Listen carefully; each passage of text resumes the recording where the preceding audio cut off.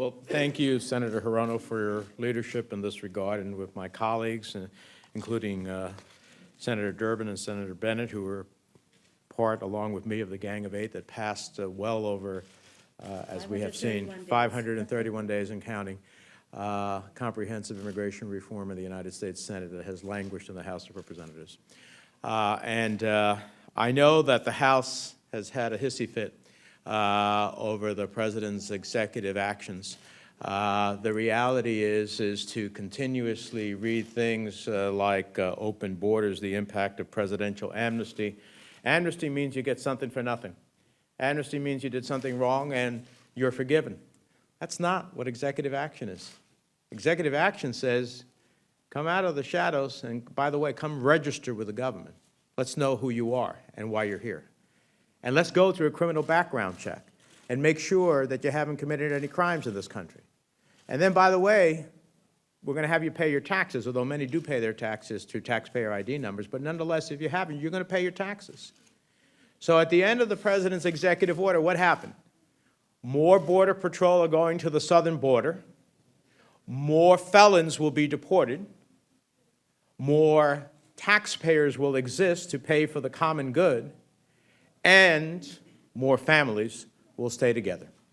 Now, I am really amazed that for the 22 years that I have served in the Congress of the United States, I have consistently listened to the Republican Party allege that they are the party of family values. And the last time I checked, one of the core family values is the preservation of the family unit together, not to divide those families.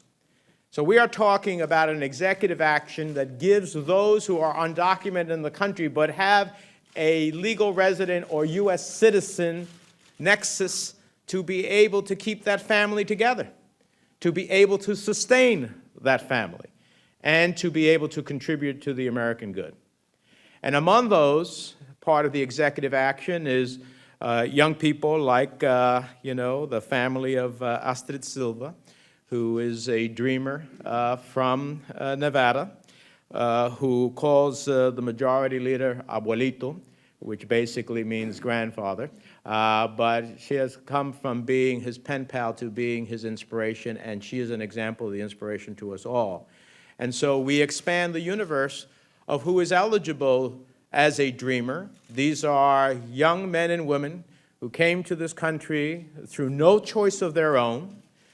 The only flag that they ever have pledged allegiance to is that of the United States. The only national anthem they know is the Star-Spangled Banner. The only country that they have come to love is the United States of America.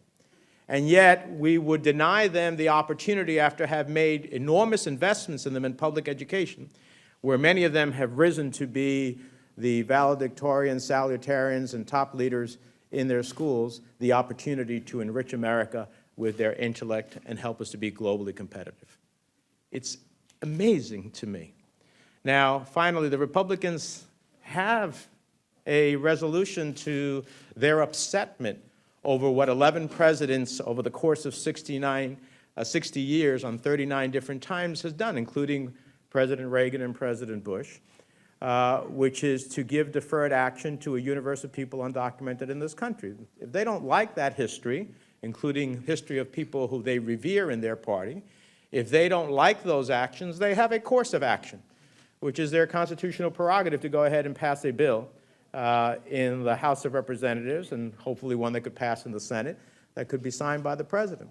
And I just hope, I always believe that elections have consequences, and I want to wait to see if before the end of this congressional session that the House of Representatives will finally have a vote on a bill that has been languishing for over 530 days, which I believe would get a strong bipartisan vote passed, and the President has said he is ready to sign it.